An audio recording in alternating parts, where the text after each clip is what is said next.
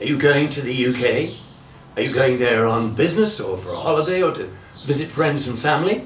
Are you a bit nervous because you know that you do speak English, but maybe is your English good enough to be understood by everyone in England? Remember that a lot of the people who work in England, people who are taxi drivers, people who serve you in a restaurant or a coffee bar, are not English.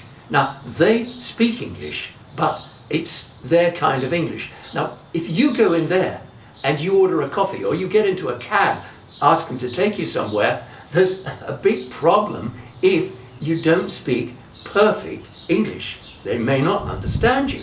And that would be awful, wouldn't it? If you get off a plane and you arrive at the airport in Britain and you get in a taxi, you tell the guy where you want to go and he can't understand you. And he keeps saying, I'm sorry, where is it you want to go?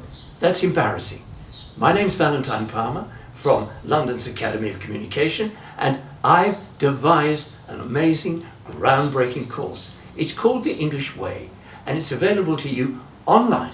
And it's 12 weeks of videos, audios, and ebook material to help you speak English the way the English speak it. So, if you're going to the UK, think about getting really great spoken English.